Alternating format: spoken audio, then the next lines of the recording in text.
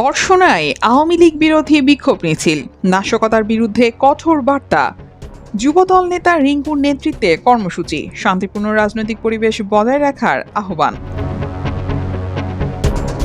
দেশ জুড়ে আওয়ামী লীগ ও এর অঙ্গ সংগঠনের নাশকতা এবং অস্থিতিশীলতা সৃষ্টির অপচেষ্টার প্রতিবাদে চুয়াডাঙ্গার দর্শনায় বিক্ষোভ মিছিল করেছে বিএনপি ও অঙ্গ সংগঠনের নেতাকর্মীরা।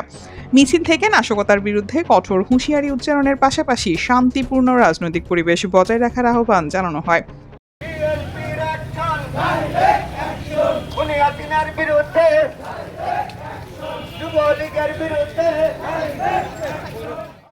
মঙ্গলবার বিকেলে দর্শনা পৌর এলাকায় দর্শনা থানার যুবদলের যুগ্ম আহ্বায়ক ও বাংলা কলেজের সাবেক ছাত্রনেতা আব্দুল্লাহ আল মামুন রিঙ্কুর নেতৃত্বে এই কর্মসূচি পালিত হয়।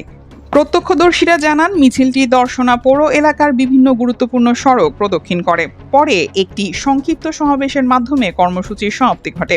এ সময় নেতাকর্মীরা বিভিন্ন স্লোগান দেন এবং দেশ বিরোধী ষড়যন্ত্রের বিরুদ্ধে ঐক্যবদ্ধ থাকার আহ্বান জানান। সমাবেশে বক্তব্য দিতে গিয়ে আব্দুল্লাহ আল মামুন রিঙ্কু বলেন, আপনারা যারা আমাদের এই বিক্ষোভ মিছিলে অংশগ্রহণ করেছেন সবাইকে ধন্যবাদ দিচ্ছি।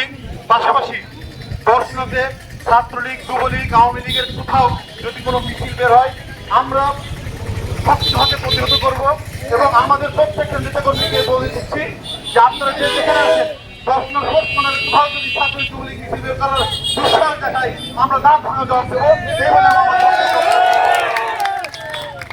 কর্মসূচিতে অভয়নগর থানা বিএনপি, যুবদল ও ছাত্রদলের বিপুল সংখ্যক নেতাকর্মী অংশ নেন। এ সময় মিল্টন, চঞ্চল, মিঠু, হাতিম ও আলতা সহ স্থানীয় নেতৃবৃন্দ উপস্থিত ছিলেন।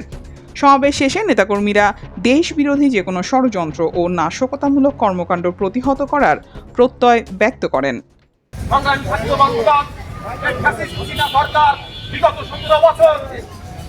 আমাদেরকে নির্যাতন করেছে, 17 বছর আমরা রাষ্ট্রপতি ছিলাম। সরকার আবার নতুন করে সৃষ্টি করছে সারা বাংলাদেশে তাদের কার্যক্রম নিষিদ্ধ, কিন্তু তারা আবার নতুন করে আমরা দেখতে পাচ্ছি কিছু কিছু জায়গায় মিছিল করছে। তা আমরা চেষ্টা করবো সবসময় ছাত্রলীগ, যুবলীগ, আওয়ামী যাতে দর্শনাতে কোনো রকম কোনো প্রকার কোনো জায়গাটা সৃষ্টি না করতে পারে সেদিকে সবাইকে লক্ষ্য রেখে আমি আমার সংক্ষিপ্ত বক্তব্য